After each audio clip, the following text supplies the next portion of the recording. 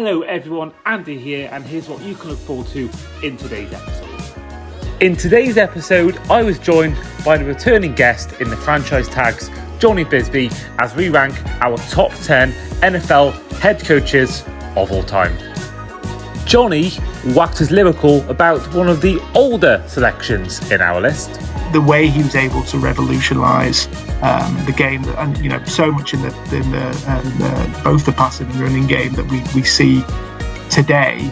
I think aside from championships, he invented modern football. And I have awful trouble picking between 1 and 2 in our top 10 list. Now, I'm torn. I mean, I know you all know what mine is in my head, but I'm easily happy to be swayed. Hope you guys enjoy.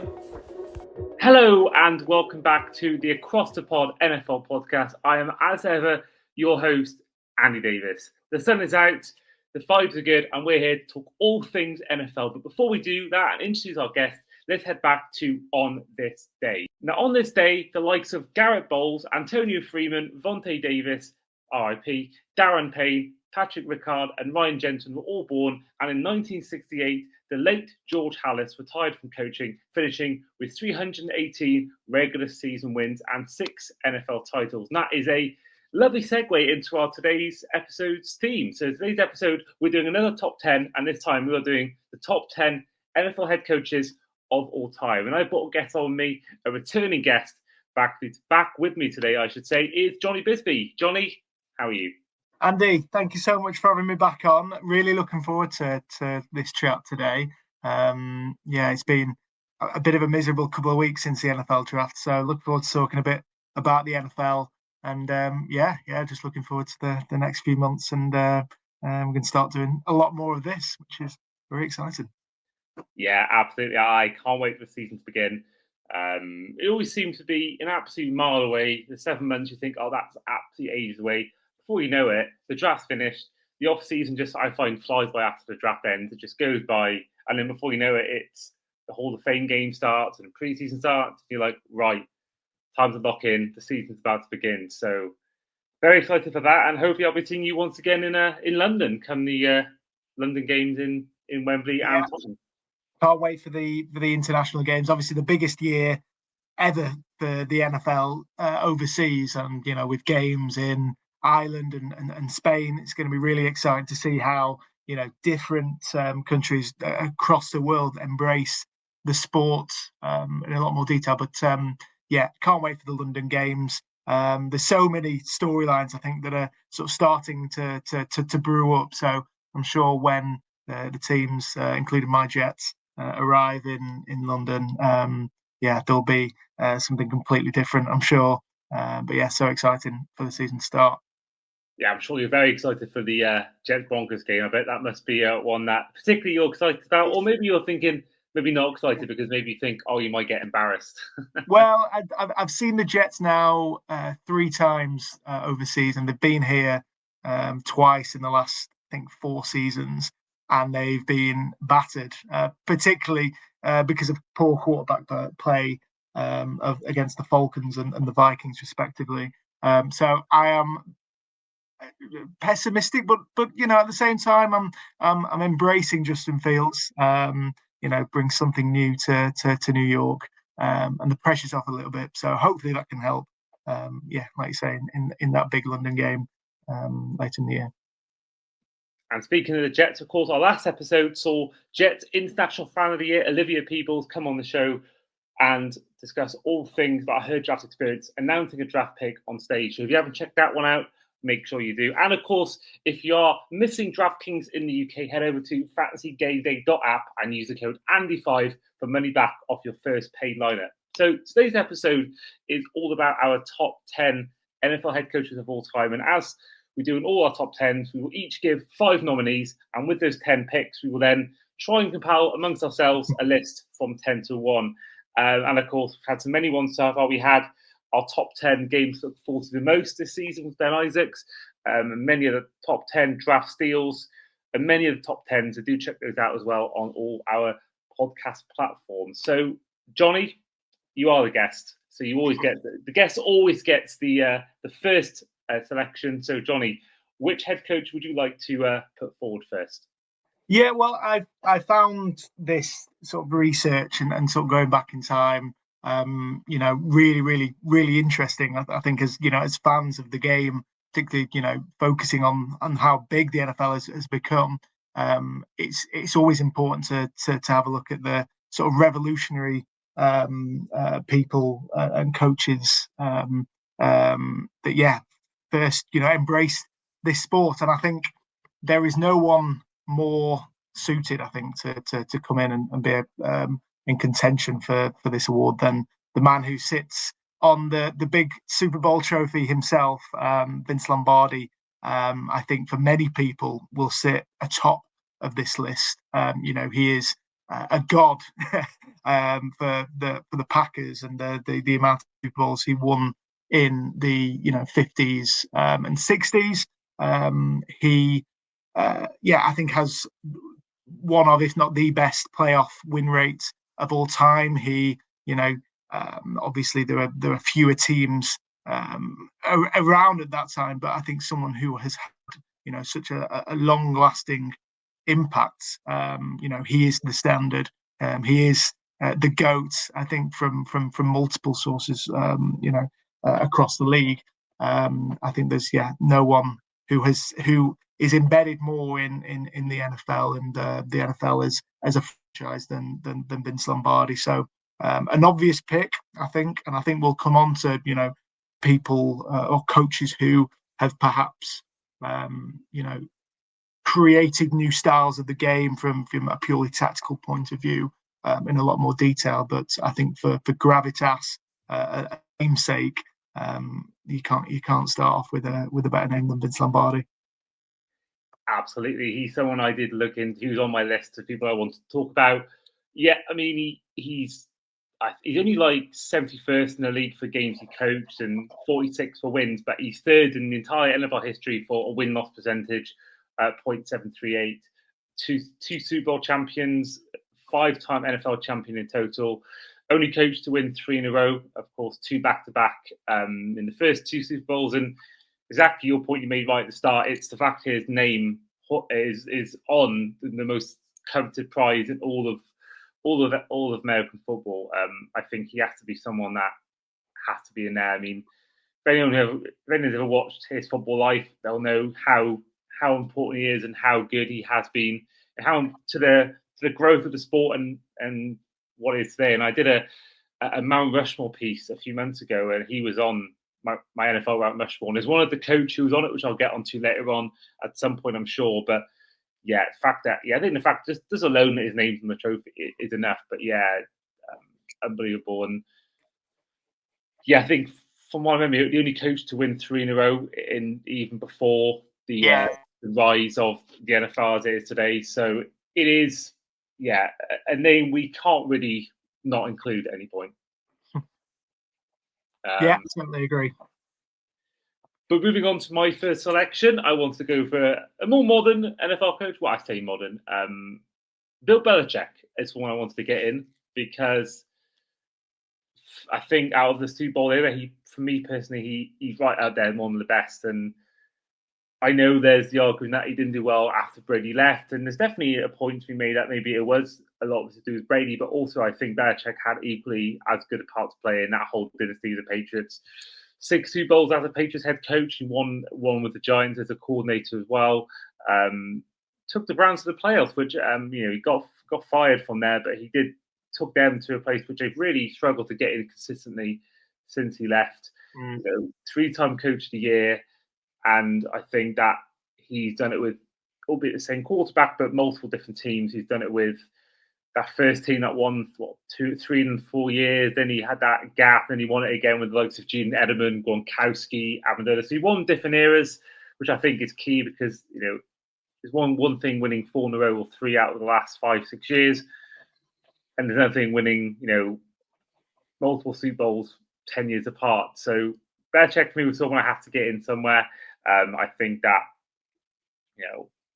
whilst there were some losses to the Giants that he probably wants to forget, and against the Eagles as well. I mean, the decision to bench Malcolm Butler, one that he might regret. But at the same time, I think the way he coached that game against the Rams in the 2018 season in Super Bowl 53, and you think about as well, just the all round comeback nature of that game against the Falcons.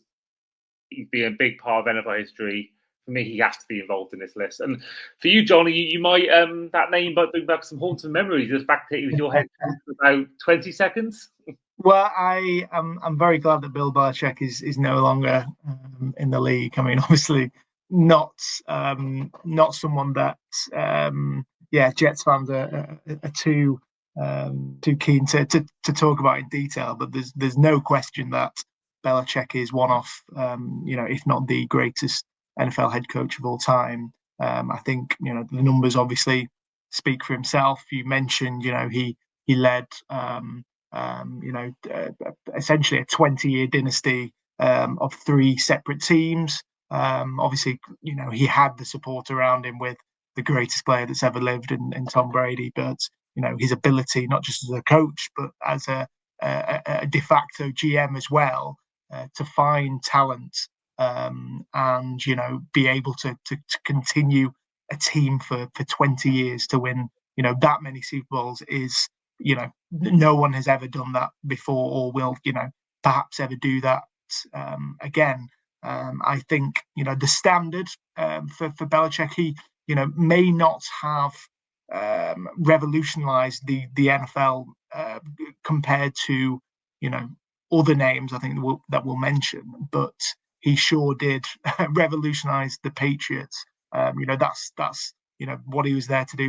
He was paid to win, and he did absolutely just that with New England. I think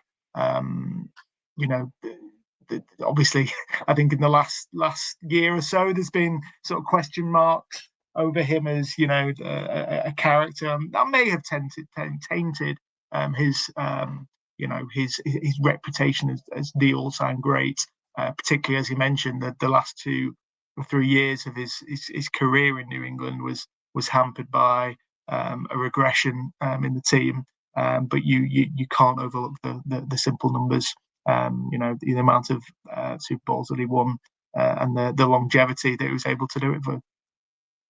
Yeah, and we can't hide away from the Deflategate and Spygate and all that kind of stuff, which is all allegations. We don't know who was the main sort of protagonist, whether it was him or whether it was Brady or whether it was the owners or whatever. I don't think we can really fully know that what went on behind closed doors, but I think either way, if you look at purely just the numbers he had, and I think he's in the top 5 for most wins, and I think he really wants to break that record, but I think obviously his talent maybe left him by. Now, of course, he's doing some college football. He's now starting a career in that, and there's been some interesting news recently about his personal life, which we don't want to get into for legal reasons. But yeah, either way, fantastic career, and yeah, certainly part of NFL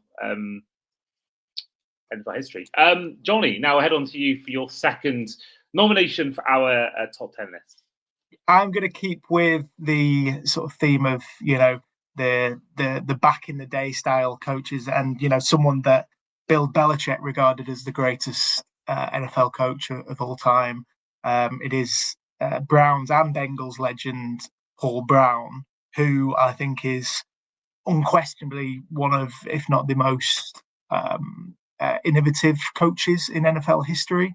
I think he was, someone who performed in high school, college, and in the NFL. He, introduced things like, the use of scouting opponents, the use of film to scout players. He invented the modern face mask and helped to put protection for QBs' helmets. Created the practice squad, all these different things that he embedded in the NFL that we know today comes from the work of Paul Brown, and I think he sits at number 2 for me. I think in terms of just looking at sources and watching film from back in the day. Obviously, it doesn't compare. I'm not saying that Paul Brown will be able to win a Super Bowl if he was an NFL coach today. But I think the way he was able to revolutionise the game, and so much in the both the passing and running game that we see today. I think aside from championships, he invented modern football, and I think a lot of what we see today comes from his legacy. I think he was.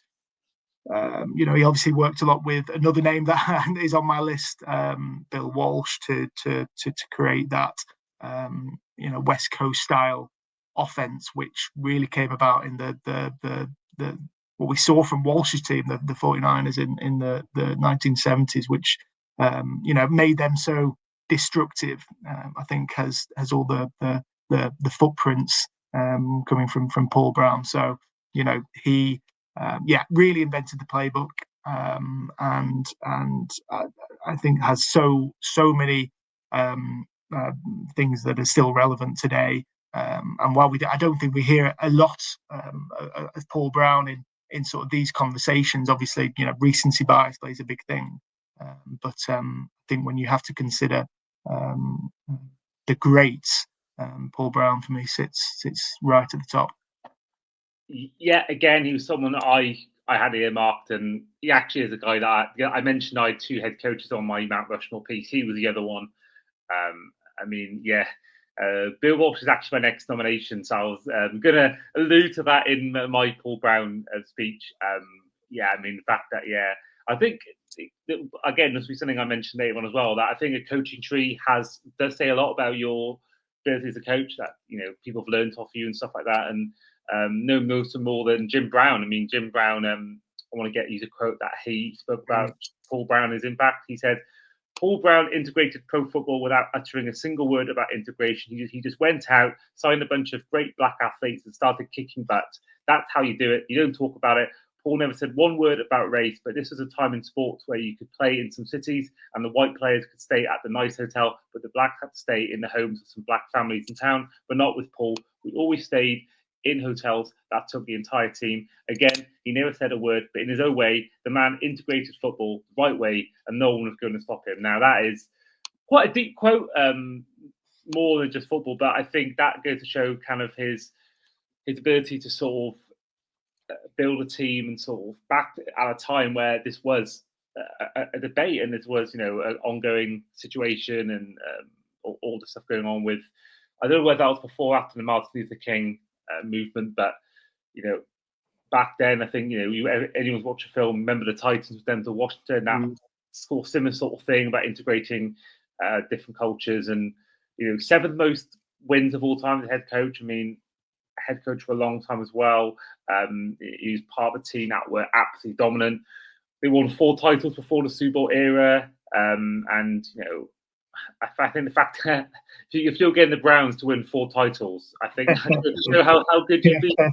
I actually want to do a talk of that, because I was looking for my junk folder today, and for some reason, because I got tickets for the Browns in the past on Ticketmaster, I kept getting emails in my junk mail from the Browns. That's what my mail thinks the Browns.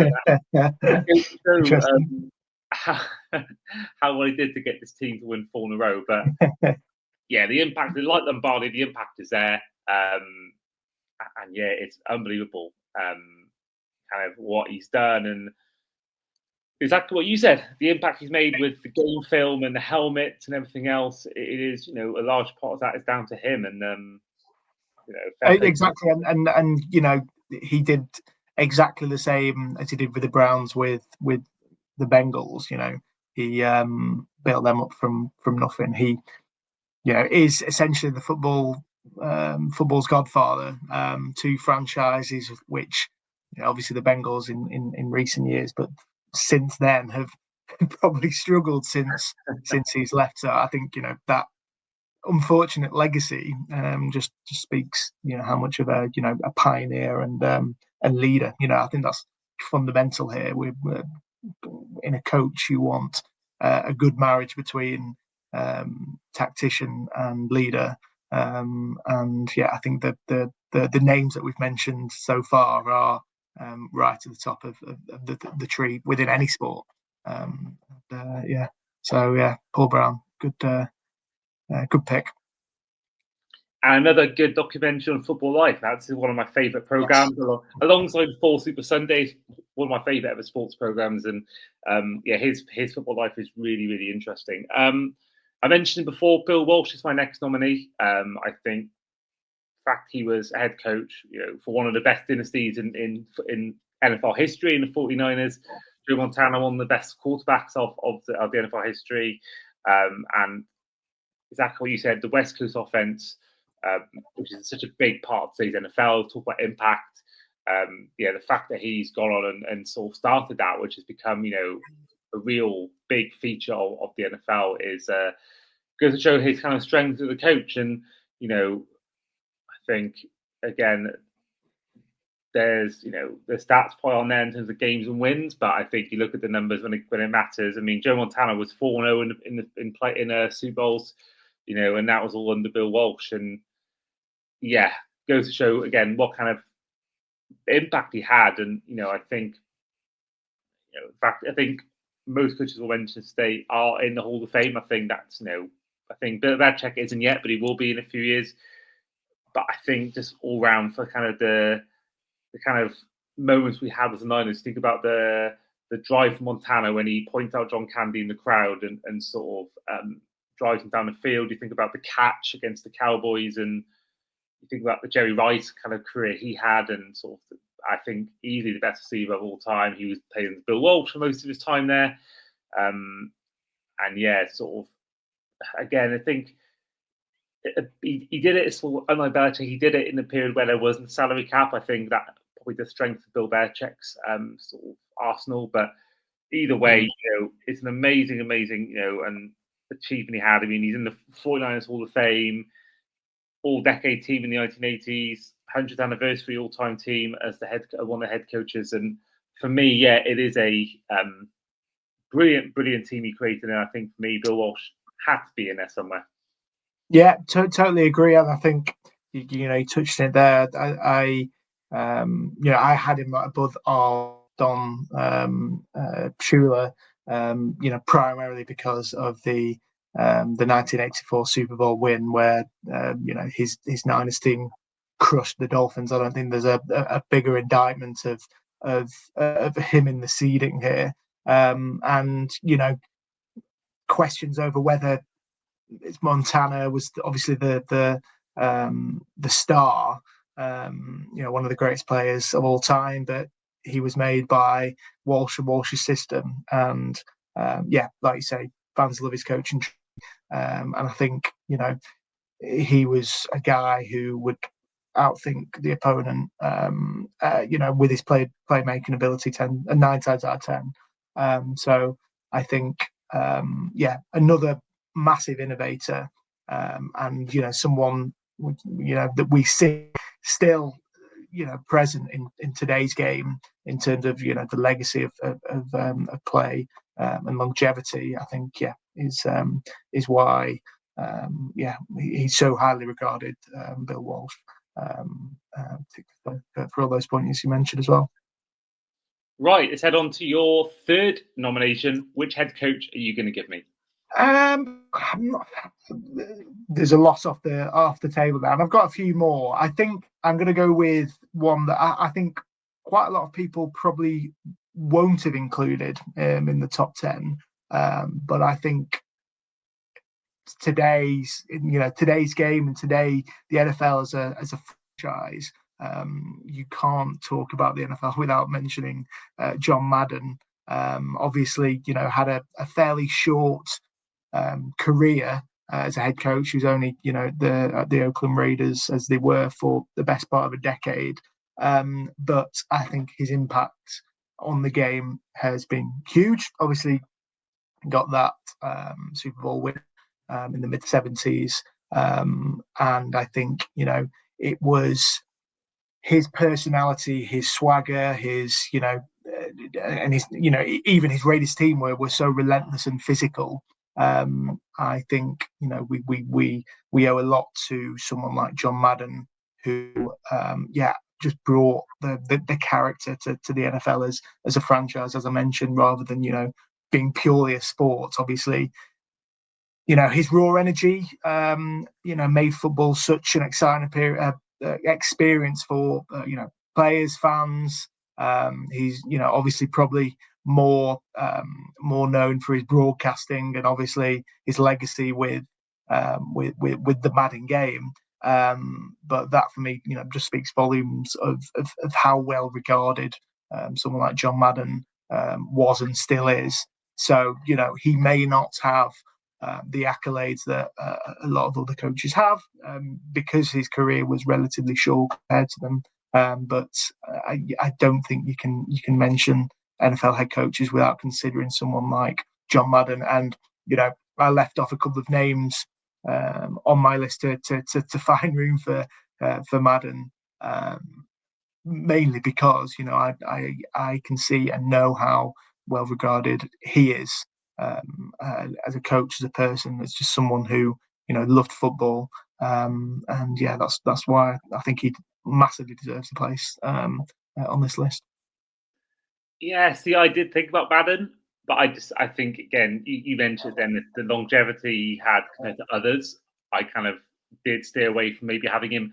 I think as a person, he is the most influential person in the NFL history because of what he's done as a broadcaster, how he changed the game in that sense, and also think about the video game and how big that's become.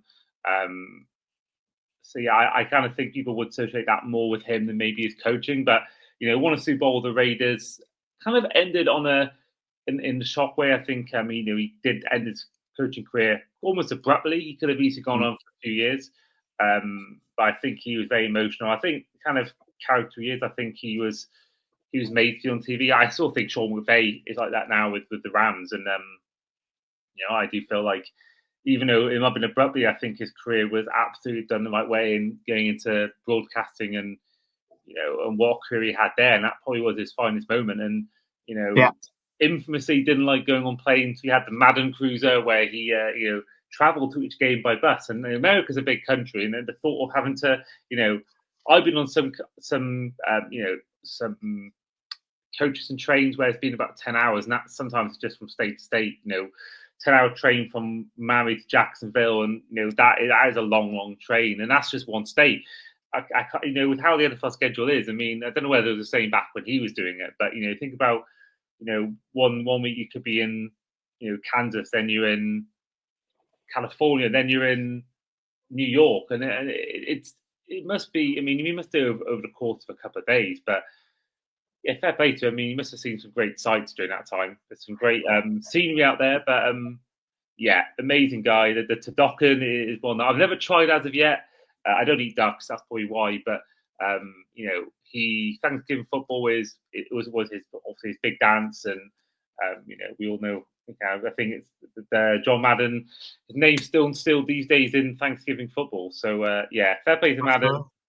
Worthy selection. Now, my next guy is a guy that has done something that no one else has done before ever. Won 3 Super Bowls with 3 separate quarterbacks. I'm going for Joe Gibbs. Main time with the Washington Redskins, and did win it with 3 different quarterbacks with Joe Theismann, Doug Williams, and Mark Ripien.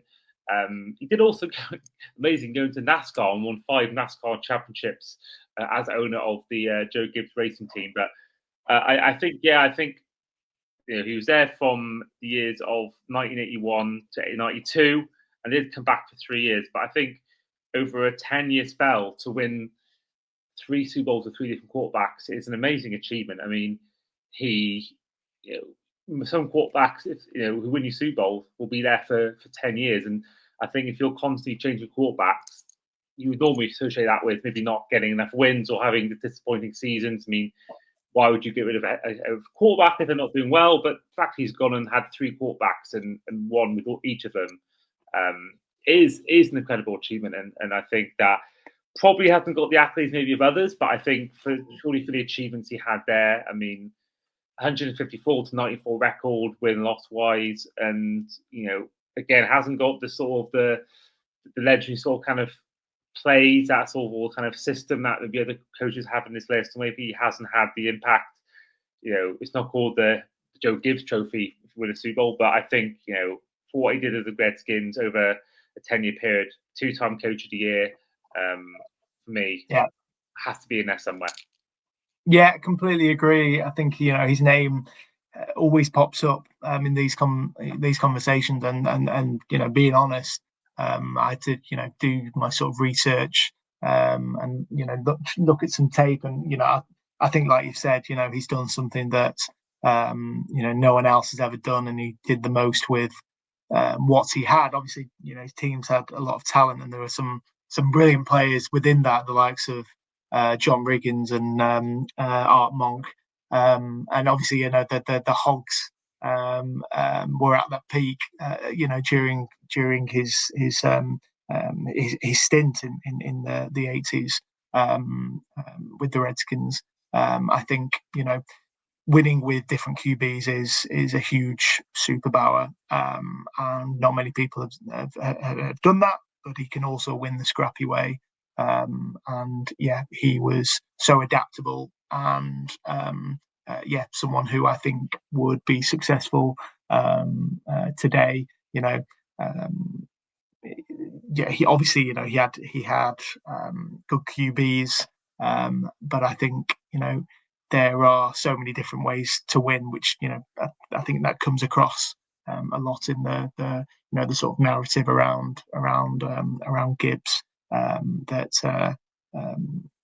He was able to beat teams in all matter of different ways, whatever the situation. So a really good inclusion in this list. So, Jonny, who is your fourth coach you want to include? Interesting. We touched on the majority of, most of my sort of picks. So I'm going to go again. I think some people might not include this man, but Mr. Cowboys himself, Tom Landry.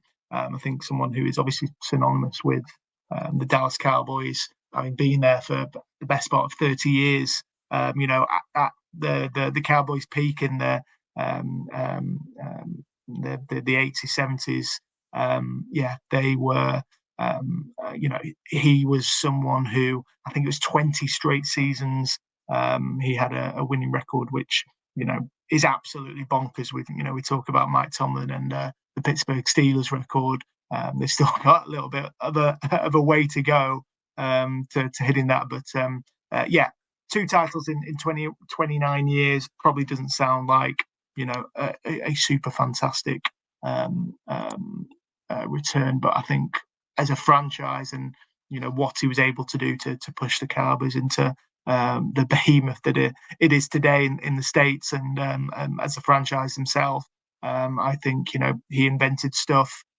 He was an innovator as well. I think things like he was someone who coaching was really a science. There was always a science behind every decision he made for his franchise. His defenses, the creation essentially of the 4-3 defense was down to someone like Tom Landry, which still resonates. The majority of teams use that scheme today. Someone who has had lasting impact and some very special moments, I think, along the way. His and his team, someone who I think is right at the top of the tree for the Dallas Cowboys, which de facto means he's somewhere near the top of the NFL's all-time great list as well. Absolutely, he was someone I really looked into. Amazing. He played during his career in, I can't think where his offense or defense wise, but he also played as a punter, which is I think he's looking at his stats, he had 389 punts, almost 16,000 punting yards, punting average of 40.9 yards. They also had 32 interceptions for 404 yards and 10 fumble recoveries and 5 defensive touchdowns. So as a player, he did almost like he walked so Travis Hunter could run, or he ran so Hunter could walk. The original two-way player, and he even was part of the army during the Second World War. 29 consecutive years as head coach, which is an NFL record. You mentioned the defense, which I think they called the Doomsday defense. Yeah, and he even made an appearance on The Simpsons, which I think is when I first heard of him, was on The Simpsons. But yeah, great career. Obviously part of that great Cowboys team, and yeah, worthy contender. So my fourth selection is a guy that you probably were expecting by now if you are a regular listener to the show, being a Dolphins fan. Don Shula has to be in the summer for me. I mean, most wins as a head coach, both regular season and non-regular season. In total, 328 wins in his career, the most in the NFL. That's just in the regular season alone. 347 in total, part of the Hall of Fame. Won 3 Super Bowls, one with the Colts, 2 with the Dolphins, of course, won back-to-back and made 3 Super Bowls in a row during the time with the Dolphins. And also then, as well as that, he was obviously the most famous part was being part of the head coach of the team that did go the entire season undefeated. The only team to do that in the Super Bowl era. Obviously, won it with, well, he made it with multiple Super quarterbacks. Had Dan Marino before that. He had Bob Greasy and Earl Morrall in that winning season. I think just, yeah, the fact he went on so long. I mean, in total, let's look at his total years as head coach. It was from a 25-year spell. Now, you could argue he could have won more. I mean, he has got the unwanted record of the most head coaches, so the head coach with the most Super Bowl losses. I think he obviously doesn't. That's a record you don't want as a head coach, but I think the fact you're just making it there, I think, is an achievement in itself. I mean, it's so hard to make it there. The fact he made 6 Super Bowls in total is, despite being an unwanted record, it is a worthwhile achievement for me personally. And many fans will have him as the best ever because of the win total. 4-time Coach of the Year. And yeah, for me, obviously no longer with us, sadly, but I think the fact that, yeah, he did it, achievement that no one's done since, for me, is something that is worth mentioning and is definitely worth putting him high on his list. So for me, Don Shula is my next selection. Yeah, fantastic pick. I think obviously, the most wins, and his teams, his Super Bowl, seasons in 72, 73, there is, no comparison. They are some of the greatest seasons that we've ever seen. I do resonate with the point you made about, he could have potentially won more, looking back, and observing, several week drafts. And I think there were, a lot of areas at times where Dan Marino needed support. As good as a player he was, there was perhaps a failure sometimes to adjust to beat teams in the big games in the second half of games. So Shula, I think if he could have won one or two of the championships that he lost, would undoubtedly be one of, if not the greatest head coach of all time. I think the reward statistic is something that obviously hangs very high on his banner, and so it should.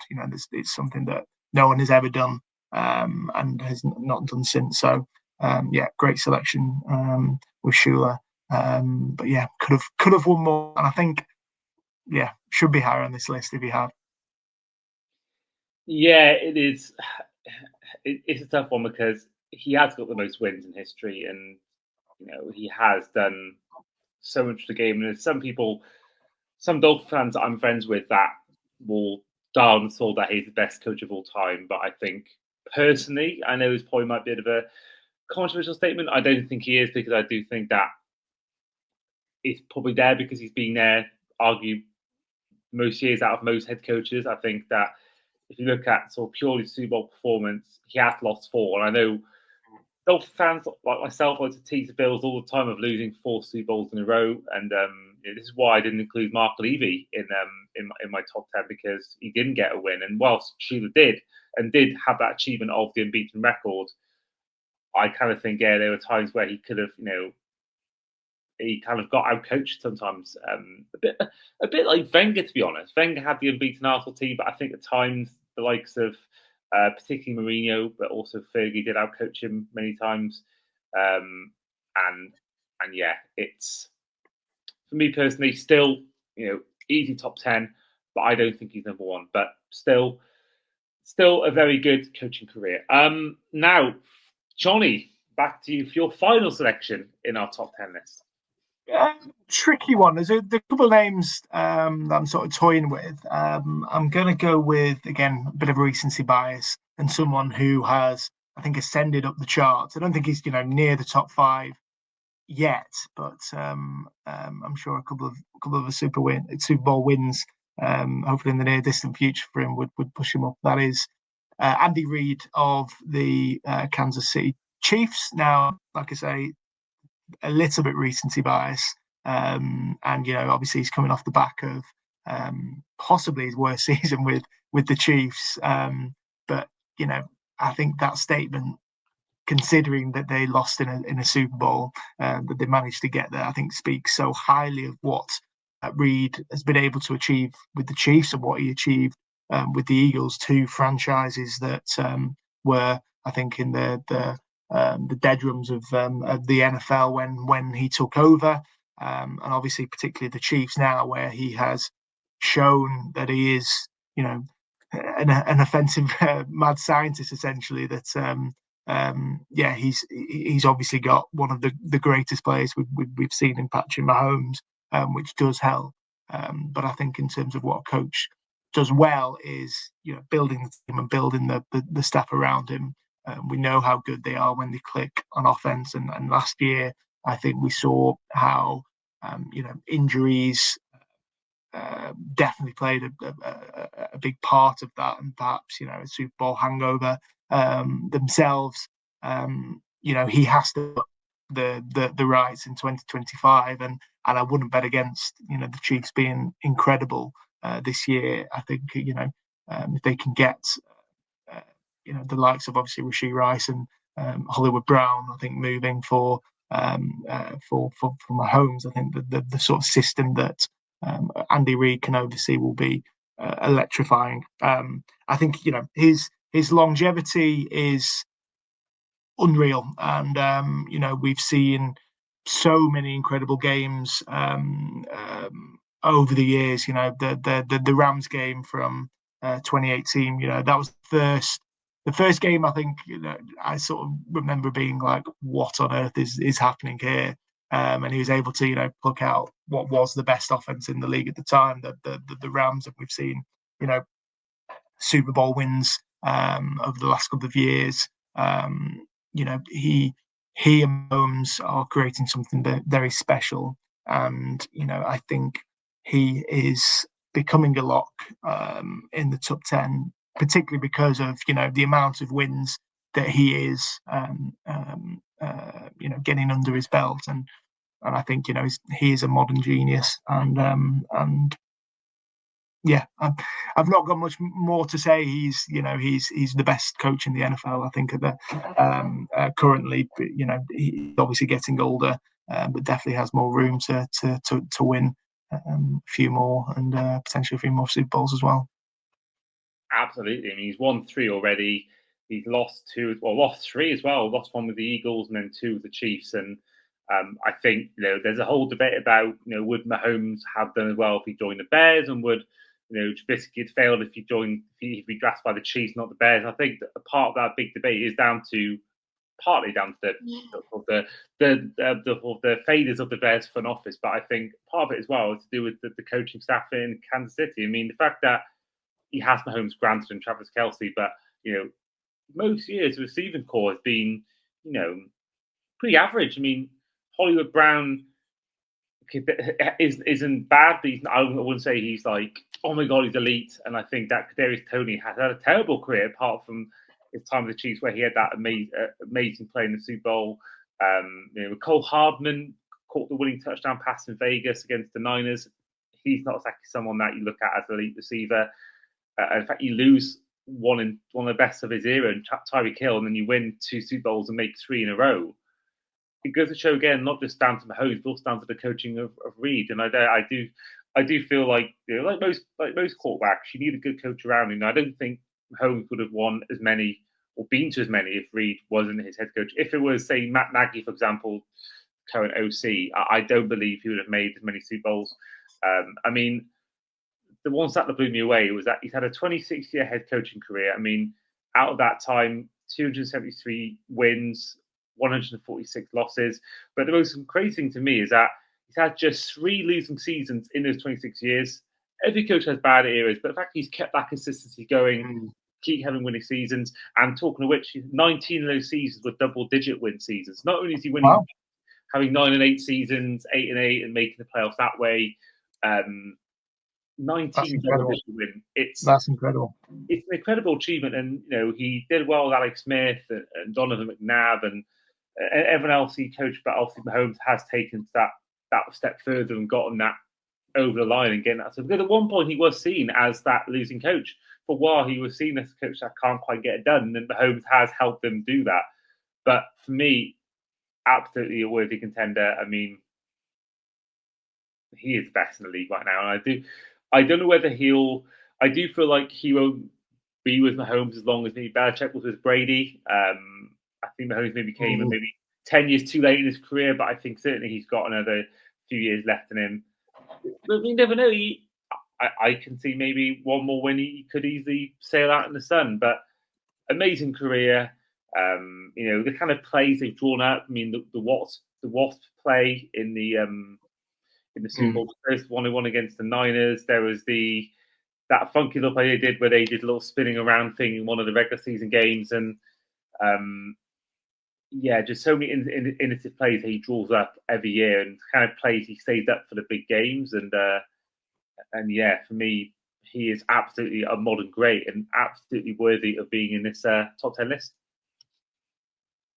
Yeah, nothing else to add. I think you've spoken wonders about Andy Reid. And like we say, I think if he wins a few more, I'm sure he'll be high on this list by the time he retires. Absolutely.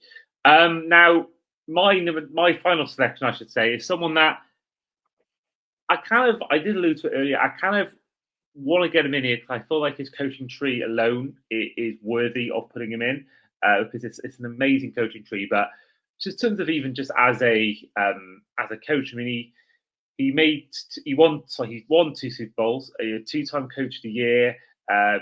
He's in the Pats Hall of Fame and the Giants Ring of Honor. I mean, that's someone who still with 2 different teams and have success with 2 different teams goes to show again the kind of success you've had. Bill Parcells, I want to include in this list because talk about impact of what he's had, and I want to reel off his coaching tree, but also his executive tree, because that is also something that I want to talk about. So his coaching tree includes Bill Belichick, Sean Payton, Tom Coughlin, Todd Bowles, who have all won Super Bowls, as well as Mike Zimmer and Anthony Lynn. Maybe not quite successful, but then Dan Campbell and Aaron Glenn have also worked under Parcells. And they've obviously, Dan Campbell's the number 1 seed, NFC Championship appearance, should have really made the Super Bowl by now. Aaron Glenn is just starting off, although I have doubts whether he'll succeed, but you might think differently, Johnny. And then his executive tree, people who've worked with these as coaches or executives, you've got Belichick again, Scott Pioli, Chris Greer, Mike Tannenbaum, current Giants GM Joe Schoen, all worked under him as well. So I think kind of you think about legacy, he's also won stuff. He's not just been a guy who's had legacy and just helped guys become better.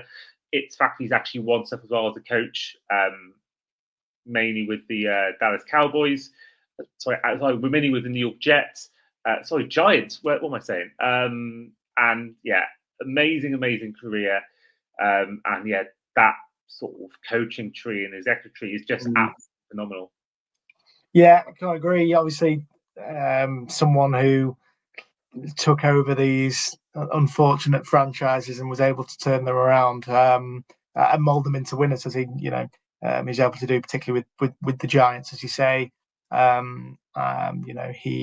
I think won 3 coach of the year awards, which again is fairly unheard of.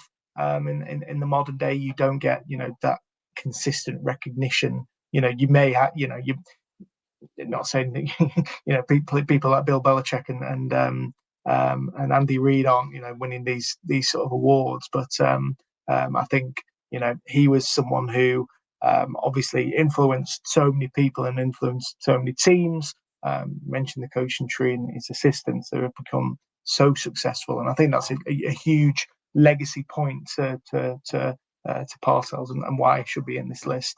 He was known for being a tough, well-disciplined coach, a real leader who's able to adapt his sort of personality, coaching style with the different rosters that he obviously came to manage. So, again, adaptability, being able to balance being a tactician and leader is something that every good head coach has to be able to do, and that's definitely someone in Bill. Great longevity career, and was just a born winner. Absolutely. Now, we have our top 10 list. Now, before we go on to kind of dissect it and rank it from 10 to 1, was there anyone you sort of had that you didn't quite get time to mention? Was there anyone you sort of had in your mind as like an honourable mention that you sort of did look into and sort of debate having in your nominees? We've covered off most of them, to be honest. I think Chuck Noll was, I think, an obvious omission, who was probably in the mid table of my sort of rankings. But I did find it quite difficult to differentiate, the mid section of the pack. I think the clear leaders of Lombardi and Belichick were there for me, and then I had obviously John Madden sneaking in. I wanted to include him, and Andy Reid just before, but names like Joe Gibbs, Bill Walsh, and Landry, and obviously we've just talked about Parcells and Don Shula as well. I found it quite hard to pick between I think there are obviously traits for each of them, but I think we've almost nailed it. I think in terms of who I was expecting. But what about yourself?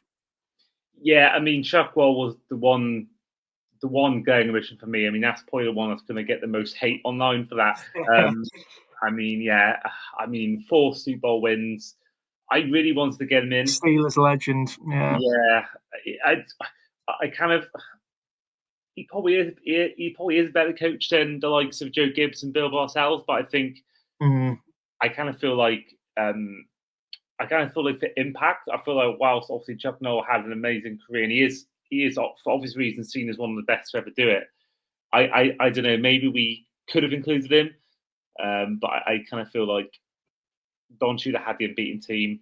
Joe Gibbs had the 3 quarterbacks, 3 different Super Bowls, and Parcells had the coaching tree, and then Bill Walsh was part of the biggest dynasties, and same with Bill Belichick. So, yeah, maybe one we could have included, but it's a hard thing to pin down because they've all had great careers in their own right, and I think for me, a glaring omission, and sorry to anyone who is listening who is annoyed about that. I apologize. And I think other than that, I had George Halas and Mike Shanahan. I think Mike Shanahan's the coaching tree. George Halas has a lot of records in the NFL. So, but there we are. That is the cookie that crumbles. So our top 10 in total. So my 5 were Bill Belichick, Bill Walsh, Joe Gibbs, Don Shula, and Bill Parcells. And Johnny's were Vince Lombardi, Paul Brown, John Madden, Tom Landry, and Andy Reid. Now, as we always like to do with all of our top 10s, I'm going to give you, Johnny, a chance to give one name you feel has to be in the top 5 and one name you feel you can happily accept in the bottom 5. Yeah, I think for me, I will. I mentioned Lombardi's for his name, but I will say Paul Brown because he, I think is the godfather of modern football. He sits on a parallel with Lombardi, but I think for impact as a game itself, rather than for namesake, he has to be in there. And what about then? For someone who to cut off, I think I mentioned. I included this coach primarily for things I think we can consider. Not necessarily as being a coach, but as a personality who made such an impact to the NFL and the league. is John Madden. Yeah. Fair enough. Fair enough. So I kind of, for me personally, I want to make sure we got Bill Belichick in the top 5. I feel like he has to be in there. And then for me, I'd happily concede Bill Parcells in the bottom 5 as well. So I think those 2 will be our bottom 2 for that reason. Is there anyone you sort of feel should be? I mean, I personally want to put my hat in the ring and put Parcells above Madden just because I think he just won more than Madden and maybe had more of an impact. Yeah, I agree. And with Parcells at 9, he was actually one of the names that I omitted from my list to make way for Madden coming in. So yeah, I'm happy with Madden 10 and Parcells 9. I think next for me, purely for recency sort of bias, including Andy Reid in there. I still think the records that are tumbling in his favour. He still needs to, I think, add maybe 1 or even 2 to creep up this list. So I don't know if you're happy with having him at number 8. That's fine. I'm good with that. Yeah, that's for me. That's worthy. I think that. Yeah, I think maybe when his career ends, maybe we might be seeing it in a different light if he's won a couple more. Now, kind of, let's try and get 7 and 6 done. So we got Don Shula, Joe Gibbs, Bill Walsh, Vince Lombardi, Tom Landry. See, it's tough because they've all just had such an amazing careers. I'd personally say probably Tom Landry next, Okay. only because again, thinking about head coaches have made such a difference. I think the names that we've got left either brought something completely new or achieved something that no one else has ever achieved. Not saying that Landry doesn't necessarily fit into that mold. I just think there's names that come later that are probably worth mentioning in that sort of mold in a little bit more detail. So I don't know how you feel about that. Yeah, I'm good with that, and I'm happy to put Joe Gibbs 6th. I just think, kind of maybe Shoe the 5th, because I feel like when you got Vince Lombardi, Bill Belichick, Bill Walsh, Paul Brown, and kind of, I kind of feel those had more impact on the game. So I'm happy to put Shoe the 5th. Yeah, that makes sense to me. I think we talked about the edge in the Super Bowl 1984, where the Dolphins were crushed by Walsh's 49ers. Probably helps us out here. That's the sort of definitive blow between the two. I mean, 2 obvious contenders to be the best, but I think that gives us a leeway into who's above who. So by that admission, should we put Walsh at number 4? I don't know. I don't think he's 1, but I don't think he's 4. If that makes sense. I don't know who else I'd put in. I mean, we got Bill Belichick, Vince Lombardi, Bill Walsh, and Paul Brown left. So it's a real tough 4. I kind of I don't know. Maybe put him. Do we put him 3? Because I'd happily concede not top 2, but also I don't feel he's 4. Does that make any sense? Yeah, absolutely. Yeah, I think now it comes down a bit of a coin flip. But I suppose out of these 4 names remaining, do you have your number 1? Yeah, you've got it sorted. Okay, I could probably in my head that's who I'd pick, but I could probably concede. I think there's I think it's between 2, and it's probably obviously that those 2 are. So if you want to put Bill Belichick at 4, that's probably who I would. I don't know. He was my number 1. He was the guy in my head. I was thinking about that number 1. It could be. Yeah, I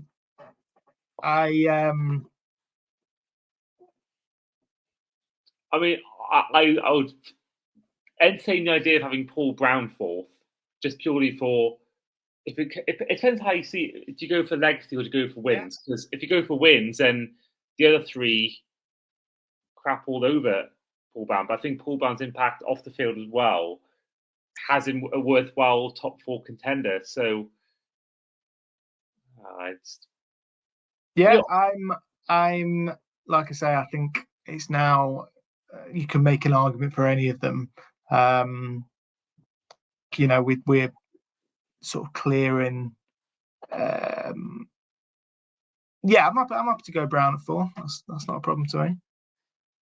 Something you got. He was a head coach a long time ago, so he might not be able to cut the mustard in today's game. So let's chuck him in at 4.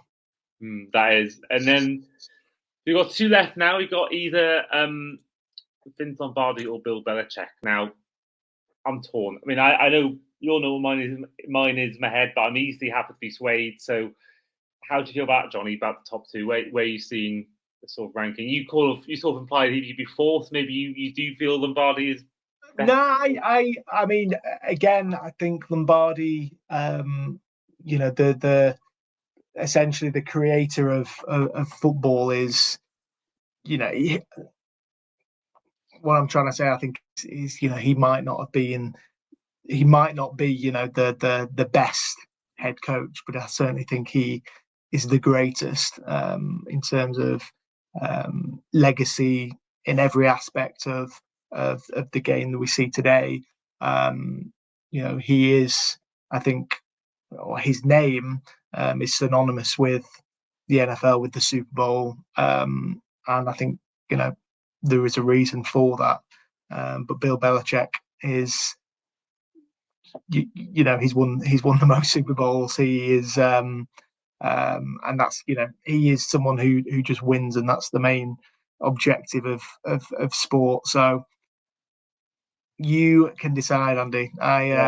It's too hard for me to. I think you're dead set on Belichick, which I think is he is obviously one of, if not the greatest. And I think I'm happy to concede. I could have done a coin flip between the previous 4 and who is the best. I think maybe not. So yeah, I think we're leaning more towards Belichick. Although, having said this, it's only one, obviously, with counting NFL championships as well as Super Bowls, he's only won 1 less than Belichick. Belichick's won 6. Lombardi's won 5 NFL championships, 2 of those being Super Bowls. Did do 3 in a row, which Belichick never did, and his name is on the trophy. Now, I kind of feel like maybe Lombardi is number 1 because his name's not on the Super Bowl trophy. He's only won less than Belichick. And you mentioned before about the fact that Belichick hasn't got like an impact in terms of like a West Coast offense with Bill Walsh or Lombardi's coaching or Paul Brown. So maybe we do put Lombardi number 1 because he had the impact and almost the same amount of championships. Then Belichick, did it without a salary cap. With a salary cap, without restriction.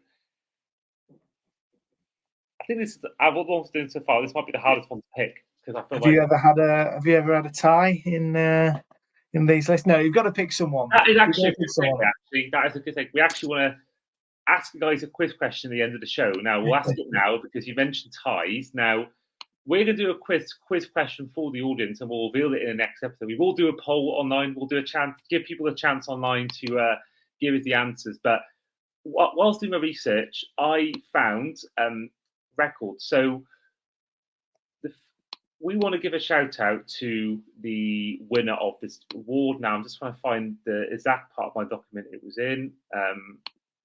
So I looked at tie records, and viewers at home, you must promise not to Google this, but we want you to give us, as a quiz question for the end of the show, we will reveal it in the next episode, so George Halas had the most ties in NFL history, and Curly Lambeau had the second most. Which NFL head coach had the third most ties in NFL history? Let us know in the comments on podcasts, on socials, what that answer is, and we'll reveal the answer in the next episode. So Heading back to this top 10, do we do it a tie? Or is that an anticlimax if we do a tie? It's becoming increasingly difficult, isn't it? I think I'm happy to concede with Belichick because he is what, I think as us two who have, we were never around to watch, the majority of the head coaches on that list. And for as long as I've been following the NFL, which comparatively is a fairly short amount of time, Bill Belichick has been the number one. The Alex Ferguson style figure in my sort of NFL life. You either absolutely love him or you absolutely hate him. And if you're not a fan of the New England Patriots, then you hate him. But that's only because he is the face of winning. And there's a reason the Patriots were so good for so long. And I don't just think it's because of they had such an incredible roster. They had someone who was the franchise. He was he did every facet of the team building, of the coaching tree that you've mentioned. And I don't think it's a surprise that we see his sort of assistants sort of struggle in the NFL today. I think that's just the tight ship that that Belichick was able to create in New England. And